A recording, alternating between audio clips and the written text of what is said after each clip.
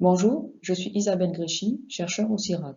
Aujourd'hui, je vais vous présenter le projet Écoverger qui a été mené en collaboration avec l'INRAE et porte sur la conception d'itinéraires techniques économes en pesticides en verger, guidés par les contraintes et les objectifs des agriculteurs. Le projet Écoverger s'intéresse à la filière arboricole pour laquelle trois éléments de contexte sont à souligner. Tout d'abord, les productions fruitières sont soumises à de fortes pressions parasitaires qui peuvent engendrer des pertes de production importantes et sont surtout liées à des bioagresseurs des fleurs ou des fruits. Ensuite, la gestion des bioagresseurs repose encore beaucoup sur la lutte chimique. Enfin, il existe une demande sociétale pour des fruits de qualité. Dans le projet Écoverger, nous avons fait un focus sur trois pathosystèmes fruitiers d'importance économique en milieu tempéré et subtropical. Il s'agit de la pourriture brune surpêchée et de deux ravageurs, les mouches des fruits et les cécidomies des fleurs surmanquées. Dans ce contexte, le projet Écoverger visait à identifier des solutions en alternative aux pesticides qui soient capables de réduire l'incidence des bioagresseurs et d'assurer une production suffisante en quantité et en qualité. Les solutions recherchées sont des leviers techniques relevant de méthodes de contrôle cultural et de lutte physique et mobilisant différents modes d'action. Pour cela, la démarche de conception envisagée consistait, en s'appuyant sur des connaissances issues d'expérimentations et de modèles, d'évaluer l'effet de levier technique sur le fonctionnement du système plante-bioagresseur et ses performances, et d'identifier des solutions adaptées aux contraintes et objectifs de performance des producteurs qui auront été identifiés au travers d'enquêtes et d'ateliers. La première partie des résultats présentés concerne la caractérisation des profils de production. Il existe une diversité qui est liée à une diversité dans les stratégies de valorisation et de commercialisation des fruits, ou encore dans les stratégies de gestion des bioagresseurs et l'engagement dans une démarche de réduction des intrants chimiques. Pour la mangue, il existe aussi une diversité liée à la place qu'elle occupe au sein de l'exploitation. L'affectation de la main-d'œuvre sur cette culture peut alors être problématique quand elle n'est pas considérée prioritaire. Par ailleurs, bien qu'il existe une diversité dans les critères identifiés par les acteurs pour évaluer les systèmes de production, certains critères font consensus. Il s'agit de ceux relatifs d'une part à la dimension économique, incluant le revenu ou le rendement, et d'autre part à la qualité du fruit, en lien avec la vision du consommateur et incluant le calibre. La seconde partie des résultats concerne l'évaluation de l'efficacité des leviers techniques. Le premier levier évalué est la récolte, qui est utilisée pour éviter d'exposer des fruits sensibles aux mouches des fruits.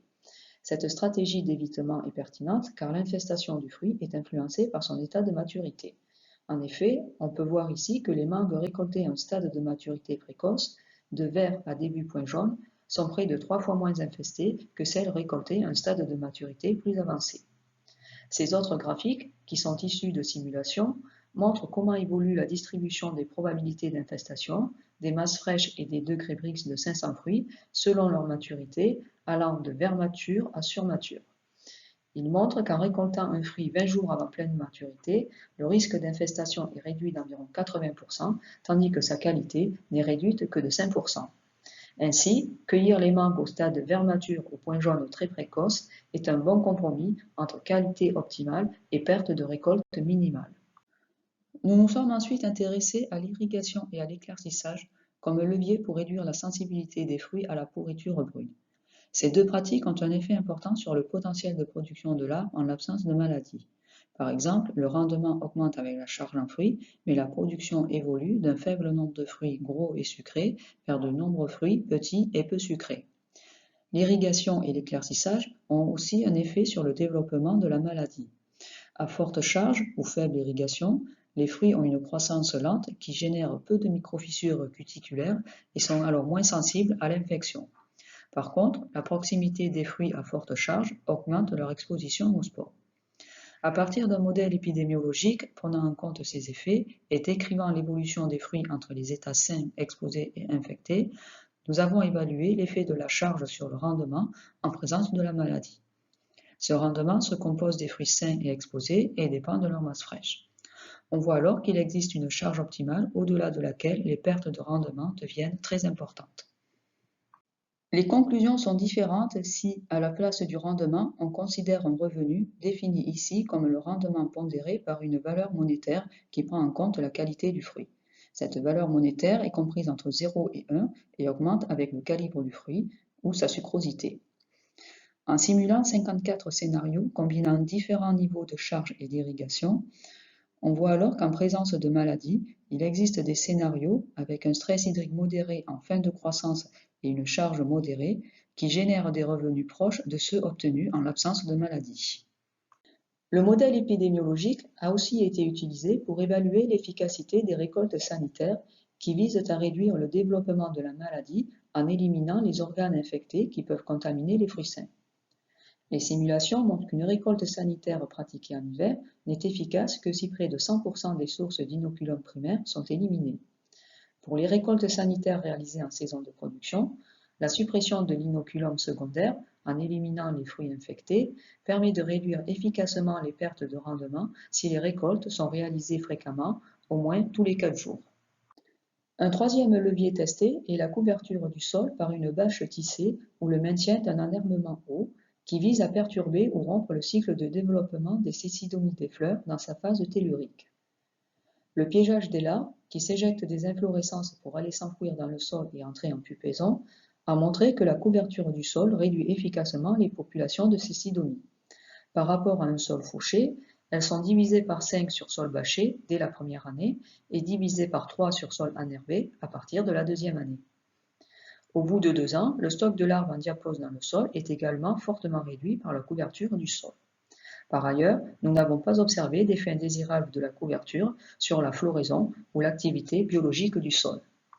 Le dernier levier testé est la synchronisation de la floraison, qui vise à réduire le développement des cécidomies en réduisant la période de sensibilité du manguier et ainsi le nombre de cycles qu'elles peuvent réaliser. L'efficacité de ce levier a été testée par simulation. Les résultats suggèrent que ce levier peut réduire efficacement les populations de cécidomies. Ces dernières seraient réduites de 30 à 60% sur sol fauché. Mais ce levier devient moins efficace quand les femelles exogènes, c'est-à-dire qui arrivent des vergers voisins, exercent une forte pression. Ces résultats confirment l'intérêt de rechercher des pratiques pour synchroniser la floraison, et la taille ou l'irrigation sont des pistes potentielles. Pour finir, nous avons identifié des opportunités à l'adoption des leviers évalués, puisque les résultats précédents ont montré que ces leviers sont efficaces, et pour certains d'entre eux, sont faciles à mettre en œuvre car il s'agit simplement d'adapter des pratiques qui existent déjà dans l'itinéraire. Mais pour d'autres leviers, il peut exister des freins potentiels. Par exemple, l'utilisation d'une bâche et des récoltes sanitaires intensives serait plus coûteuse et consommatrice en main-d'œuvre que les traitements phytosanitaires. Également, la récolte des mangues à un stade de maturité plus précoce peut générer des contraintes techniques liées à une difficulté à identifier le stade vers mature ou matériel avec un besoin de conserver les fruits plus longtemps. Par contre, nous avons montré que certains freins peuvent être levés par un dialogue recherche-profession. En effet, nos résultats permettent de lever des a priori des producteurs, comme l'impact négatif de la récolte à un stade de maturité précoce sur la qualité, ou bien l'impact négatif de la bâche sur l'activité biologique du sol. Le projet Écoverger a finalement permis d'identifier des leviers techniques pouvant réduire les dommages de bioagresseurs. Et en ce sens, il fournit des solutions qui pourraient contribuer à réduire les usages des pesticides et garantir la sécurité sanitaire des fruits. Par ailleurs, l'identification de freins potentiels à l'adoption de ces leviers nous permet de suggérer des voies pour les contourner. Cela pourrait être des instruments techniques et de formation pour accompagner l'utilisation et l'appropriation des leviers proposés, ou des instruments économiques pour inciter leur adoption. Dans un contexte où la dimension économique reste importante pour les producteurs, il peut être nécessaire de davantage valoriser la qualité sanitaire des fruits et les pratiques éco-responsables pour les rendre plus compétitives face aux pratiques conventionnelles. Les résultats du projet Écoverger ont fait l'objet d'une valorisation scientifique sous forme de publications, de communications et de rapports d'études. Le projet a également permis de former des étudiants à travers des accueils en stage et des formations en établissements professionnels. Enfin, le transfert de certains résultats auprès de la profession a pu se faire grâce à des fiches de vulgarisation, des comptes rendus d'activités, ainsi que des ateliers. Dans le projet Écoverger, nous n'avons pas eu le temps d'aller jusqu'à la mise en œuvre opérationnelle d'une démarche de conception, mais nous allons poursuivre et compléter cette activité dans le projet Audace.